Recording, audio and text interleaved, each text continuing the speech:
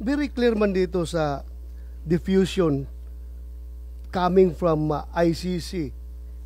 Sinabi dito, action to be taken, locate and arrest with a view to extradition. Assurances are given that extradition will be sought upon arrest of the person in conformity with national laws and or applicable bilateral and multilateral treaties. Kaya tanongin ko sana si SOJ or yung PNP, bakit sabi ni SOJ kanina na extradition daw cannot be initiated by us, it should be initiated by the requesting party, either ICC or Interpol. Am I correct, sir? Sila tama dapat. po. Dapat ho ICC. ICC? ICC po dapat. Okay. So bakit... Yun po yung sa extradition. Pero Yeah. surrender po sa atin po yun. Kaya nga, bakit wala man sinabi dito surrender? Extradition lang. Kaya nga, bakit hindi natin hinintay?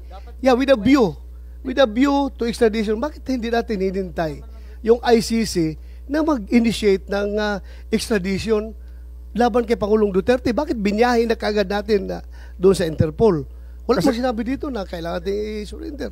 Ang extradition po na nasasabi po sa Section 17 ay merong pong treaty sa extradition, sa extraditing state. Kung ano ho, bawa, ang ICC tsaka ang Pilipinas, kung tayo po member ng ICC, kailangan po ng judicial proceedings. Hindi na po tayo member ng ICC eh. Kasi kung member po tayo ng ICC, nakakatulong sana kay President Duterte na hindi po siya ililipad. Eh, siya po yung mismo nag-atras ng ating membership eh. Kaya nga Kasi yung po yung malinaw po na may treaty po na kinakailangan para ho magkaroon ng extradition. Eh wala pong treaty eh. Kasi nga nag-withdraw na tayo sa ICC. Kasi di ba ho treaty yung dati, sapagkat ang Senado po nag-concur. Nag-concur po sila sa treaty. But unilaterally it was withdrawn by the President.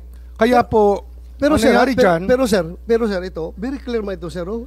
Ako hindi ako abogado, ikaw abogado ka ha. Pero ako, I just don't want to be emotional about everything. Gusto ko lang talagang para malaman natin itong totoo dito. Ito, very clear na hindi naman na hinihingi ang surrender. Ang hinihingi lang nila is extradition with a view to extradition. Yung nga ho, so sana extradition will fail, sir. Extradition will fail because wala ho kung ako tatanungin nyo ngayon, kasi nga wala nga tayong treaty. So kung will fail, bakit pa natin sinurinder si Pangulong Duterte? Yung extradition po nakalagay sa batas, state party po ang isa pong tinitingnan natin. Bansa po ang sinasabi sa Section 17. Kung yung mga koma nga, sir, nanggagaling ito sa ICC, itong papel ito. Pero yung sa Section 17 nga, yung ating batas nga, sinasabi nga, dahil sa mga koma na yan, ay ang mahalaga, state party po ang mag-a-apply ng extradition.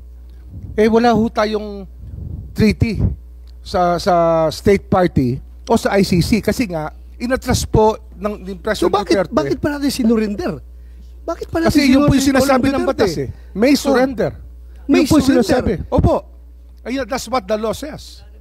The law may be harsh, but it is the law.